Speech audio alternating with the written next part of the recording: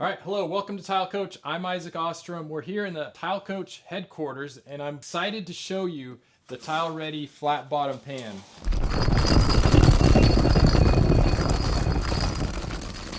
This is their newest model. The Tile Redi flat bottom rolled out about a month ago, and really excited because the old style had ribs in here that you had to fill in with Type S mortar, and they have redesigned it so that you can install it with thin set mortar just like the other foam pans. So really excited about this. Tile Redi is a great company that's always updating and making products that make our life a lot easier. You can see it's still the same one-piece design with the integrated curb, integrated splash walls. They've also updated their integrated drain, which will also receive flow effects grates, which is awesome. That opens us up to tons more great possibilities to really finish off the install. But the flat bottom design is incredible. These pans are super durable. So let's get started. So tools that you're gonna need, we got a mixer. You need a 5-gallon bucket. I'm using a white modified thin set. I got a drill. This is a 1/2-inch cordless drill. Inside pipe cutter. This is an inside pipe cutter that I picked up at Home Depot. 1/2-inch by 1/2-inch notch trowel, margin trowel, flathead screwdriver, tape measure, and some blue tape. Okay, so that's pretty much all we need, and you'll need to order the Tile Redi flat bottom pan. And most of these pans are in stock, so you can order them. Usually they're shipped out the next day. They ship from Elkhart, Indiana. So again, made in the USA product. It's awesome. They usually got them on their shelf and ready to ship out. If you're looking for a pan that's a custom size that they don't have in their stock sizes, you can always get a custom one made. Those are 3 to 4 week lead time typically. So also stay tuned because there's going to be a giveaway. We're going to be doing a training here in the TileCoach headquarters in Rocklin, California. 3 contestant winners are going to be flown out here. They're going to be put up in a hotel, and I'm going to train you on how to put in one of these pans. So stay tuned to the end of the video to see what the rules are for that giveaway. Okay, so we're ready to go. First thing I'm going to do is dry fit the pan. You got to have your drain in the correct location. You see what we have here is we have the drain placed so that it's centered and aligned with the Tile Redi pan. And we have a 7 to 8 inch hole that the pipe is centered in. That gives us a little wiggle room to move the pan around. But this is the same installation whether we were on a plywood subfloor or a slab foundation, same installation. So what I'm going to do is get the pan situated.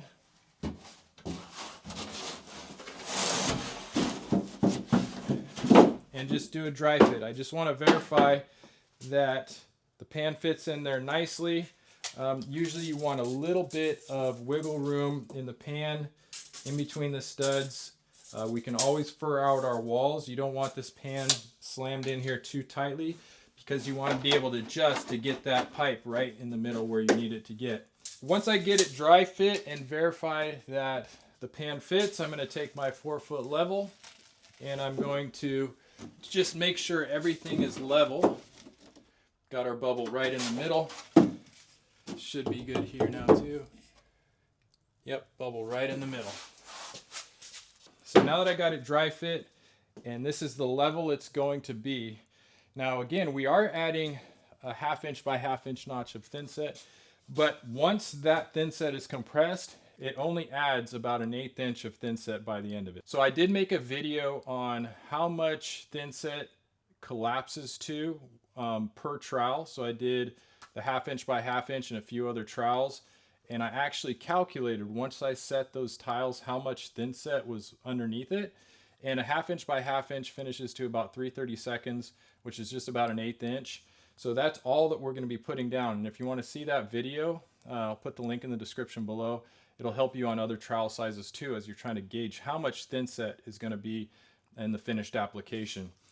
We're just going to be coming up about an 1/8 inch. The way that I figured this out is that the height that we want to cut the top of the pipe is you see that there's this recessed area in the carrier recess right here. This is a little bevel on it.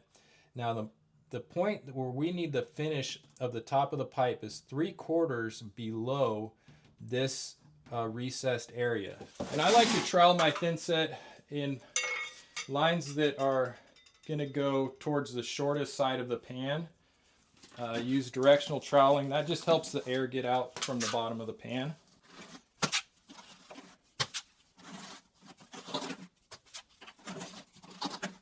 You're going to need about 1/3 to 1/2 a bag of thin set. 1/3 is probably about right, but sometimes it's nice to have a little more if you need to build up.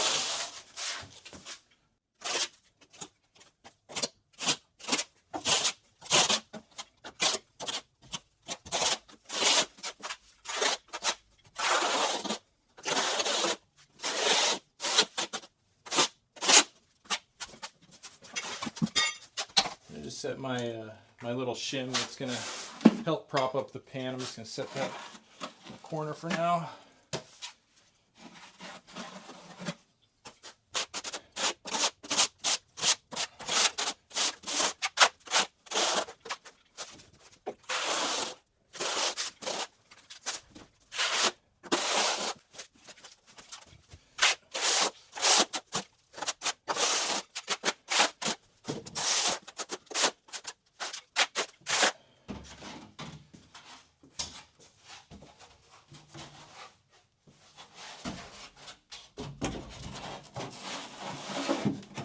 So that's it on the pan. That's just pretty much, I'm just gonna stand in it just to give it a little set. And maybe I'll wiggle it around first.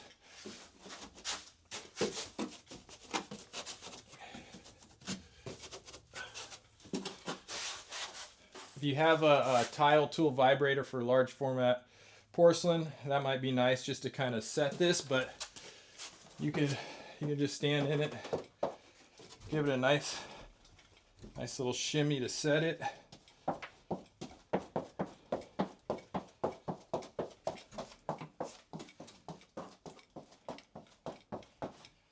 But these pans are so dense that they don't need 100% coverage. They can be supported by the ridges in the thin set and it won't harm it. Unlike a softer foam that most of the manufacturers use, you know, those pans are pretty soft, so they need 100% coverage. I like to have the curb fully supported here, but out in the field, you can have you know, some trowel lines that aren't collapsed and you'll be fine. So just to demonstrate the density of these pans, I'm just going to drop a hammer right on its head.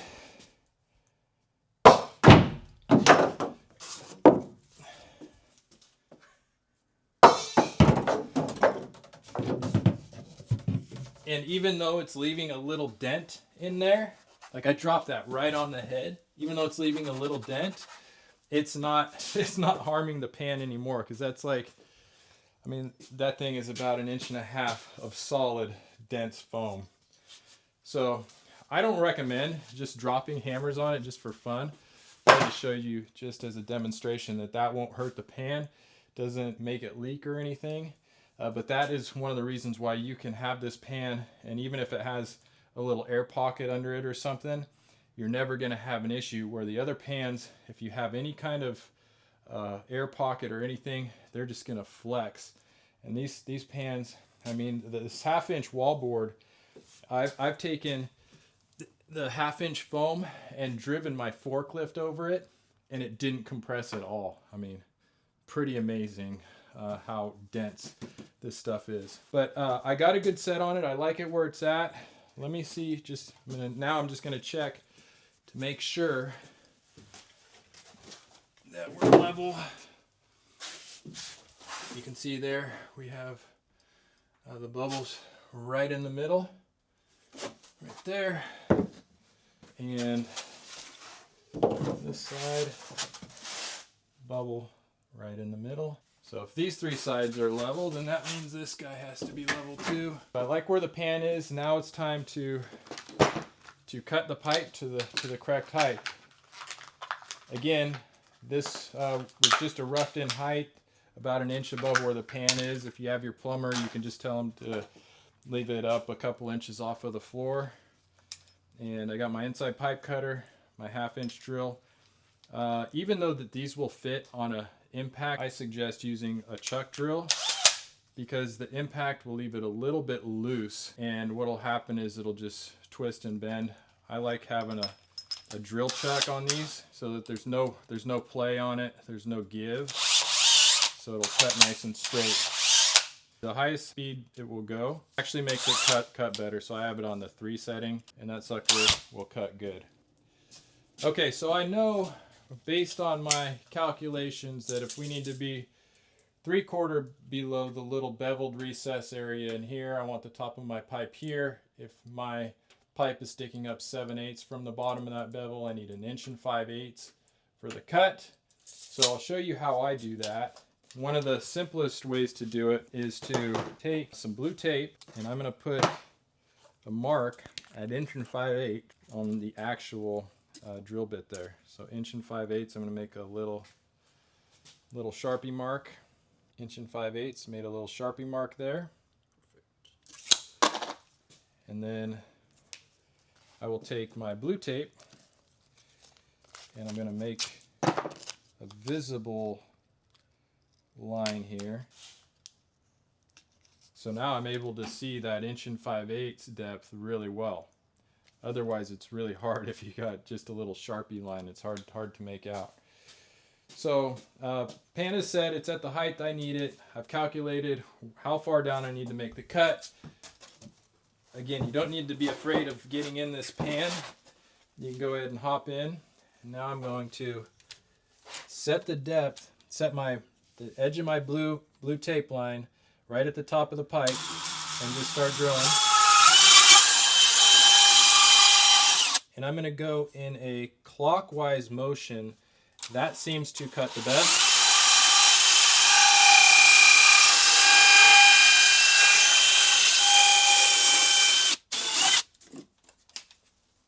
Okay, so now I'm just going to double check where my line was, and I'm pretty dang close. I might be a little bit high, but that's okay. It's better to it's definitely better to be a little bit high than too low. There is a little bit of give in here, about 1/4 inch either way. The next 2 components I'm going to be using is the compression sleeve. So this sleeve is going to go over the pipe, and then the castle nut is going to tighten down onto it to tighten this gasket to the pipe itself. One of the important steps here is to take a knife and to deburr the outside edge of the pipe. You don't want any pipe that's rough to be catching up. You want to make sure that you deburr the pipe on the outside. The inside doesn't really matter, but it does help to get those burrs off on the inside too, just so they don't catch any hair or anything. It'll be easy to keep clean, but the important part is to get the outside of the pipe deburred, and it's pretty simple. The little ABS or PVC burrs will just kind of come right off. Okay, so I got the outside of the pipe deburred. I used my vacuum to just suck up any of the shards of ABS just to get them out of there. You don't want anything that's going to inhibit the compression or get held up in between the pipe and this rubber gasket, because this pipe is held in with a compression seal, so any bits of loose plastic or anything could prevent that. So we need to get a really good seal between this and the pipe. It's very important what direction this goes. You see that there's a taper on this compression ring. That taper goes up. Make sure that that's up. It says it on here to have it going up, but just to reiterate, that needs to go up.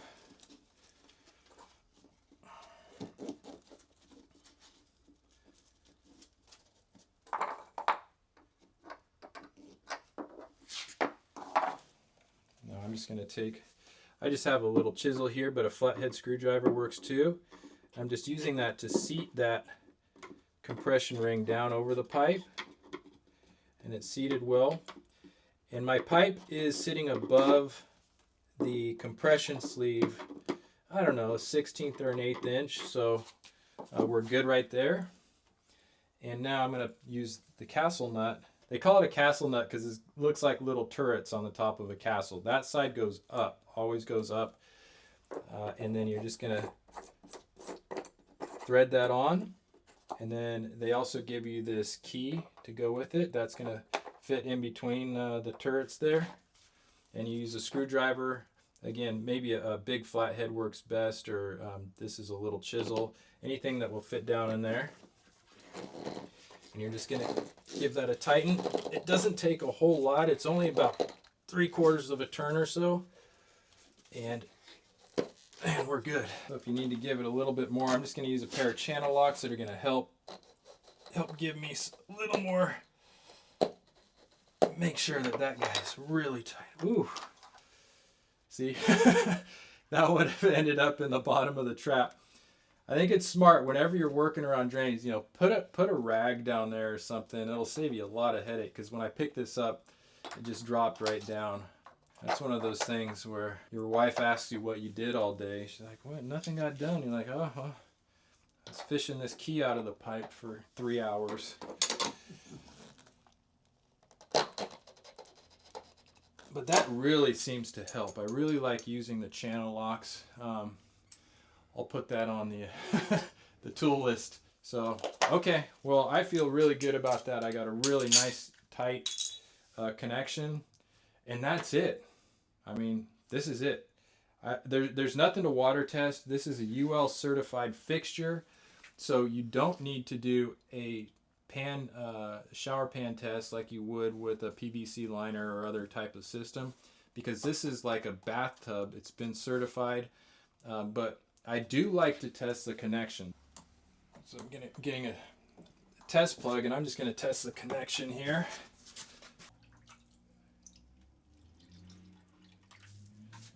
And so you could just fill that recess up, and that's really the only part that needs to be tested. And just keep an eye on that. Shoot, if you want to leave it for a couple hours or whatever. But you can see none of the bubbles are moving around. So yeah, that should be a watertight connection. Good question, Lance. Yeah, there are no size limitations on a Tile Redi pan. Again, because of the density of the foam, there is no limitations. You could use 1x1 penny rounds, little tiny mosaics. You can do large tiles, envelope cut, large format tiles. Yeah, there's no limitations. I'm going to show you using Tile Redi's grate. So Tile Redi has 20, 30 different grate options you can use. FlowFX has probably over 200 grate options. So between the two, you'll find a grate that you like in the finish that you need, whatever plumbing finish you're looking for. Yeah, so we have a lot of fun when we do these workshops. I've done several of the trainings. We've done a couple mud wall float classes. We've done 2-day complete custom shower build, which actually is this mock-up right here that I still have up. We built this from scratch with a brick curb, a mud float on a pan. This was Jeremy's module. Jeremy did a great job. We plumbed and squared all of the walls, installed the sheet membrane. This was a 2-day course, and you know, we're starting to grow these more and more. There's a high demand for installers that want to learn hands-on. You know, there's plenty of videos and everything, but there's something much different about getting hands-on instruction, hands-on training from me or another professional. So that's why I'm really excited to offer this. You know, we're going to do this Tile Redi one. It should be a good time. You know, we have lunch together. The hotel is right here. Fly you into the airport, which is only about 30 minutes away. So this is a fun thing that I hope to keep growing it. And really, it's a result of your support that we're able to do this. So this is going to be a free training. Nobody's gonna have to pay for anything. And that is my hope, that I can bring the cost down to still have a sustainable business model, but get the price down to be able to train as many people as possible. So to enter the contest, you only have to do 2 things. You just have to become Tile Redi certified. And I went through the certification process. There's a lot of benefits to the certification process other than just learning how to do these installs. There's also You're also going to get access to job leads, because there's going to be a contractor locator for all the certified Tile Redi installers. There's going to be a map that people, when they buy these pans, they're going to be able to find a certified Tile Redi installer. So job leads, resources, talking directly to technical services, getting your information quickly. Also reduced lead times on custom orders. So there's a lot of benefits to becoming Tile Redi certified. I went through the process. It's super painless and easy. It it takes about an hour to do it, and you can do it in different chunks of time, but you need to just sit down at the desktop, go through all the modules, and you'll learn. It's also really interesting stuff. To me, I geek out on this stuff. I love learning about the different tile systems and everything. So it's pretty easy process. So all you have to do is go to, you send an email to trpro@tileredi.com, trpro@tileredi.com. They will respond with a link that will get you to the certification process. Once you complete the certification, you'll get a certificate. So once you've done this process, just go to tilecoach.com and sign up at tilecoach.com. On the website homepage, you'll scroll down a little bit. You'll see a place that says sign up to get free tips, tricks, and ideas for your next project. You just enter your email, and then you're going to be signed up on my website. So you have to complete the Tile Redi certification. You have to sign up on tilecoach.com, and then the winners are going to be selected randomly. We'll reach back out to you if you're a contest winner, and we'll get you your plane tickets, everything you need to get out here. So I'm super excited. I hope to meet you. It's going to be a lot of fun. So part of the training that we're going to be doing is installing the tile on the pan, how it finishes up. But basically, Tile Redi gives you the shims. These are spacers to account for the height in the tile. Here is their grate carrier. So the spacers go in. Again, you're going to need more for a thicker tile, less for a thinner tile. And the grate goes on like that. I'm too high, so I'm going to take one out. And we're right at the correct level. So these install with thin set. See how we're flush now with the tile. And again, if you had a thicker tile, you would just add another spacer. Boom, just like that.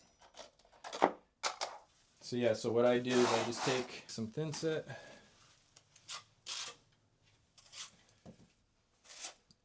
Put a little on the edge so that it all sticks together.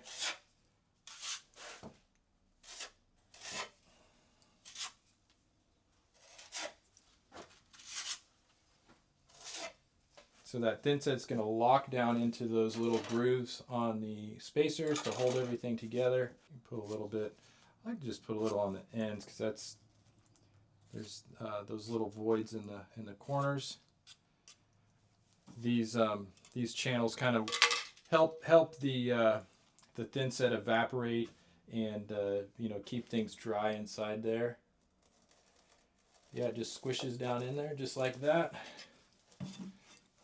And then just make sure you clean off any excess in here. But it's as simple as that. It's a really simple design. Pretty hard to screw this part up.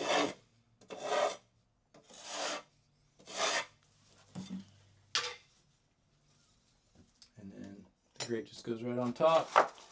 And we are at the correct height, beautifully flushed out. Beautiful, flushed out right there. I'll show you what it looks like with a Flow Effects grate. What side's up? That side's up. There we go. Oh, that looks beautiful. Look at that. And then yeah, when you grout everything, you just grout right up alongside of the grate carrier so that this grate stays removable. So if you ever need to clean it out, clear it out, you can just take it out. A hair catcher will fit down in there nicely. So yeah, no thin set or anything on this side because we want it to stay removable. And there you go. About as simple as it gets. I mean, they've done a really good job with this design. Eliminating the ribs under the pan that you have to set this pan with You used to have to set them with Type S mortar, believe it or not, and it was usually like 3 or 4 bags of Type S mortar to put down. You'd have to set the pan in there. You'd have to wait a day.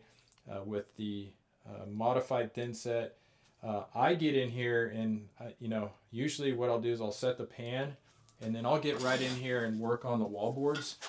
This is the Tile Redi wall board.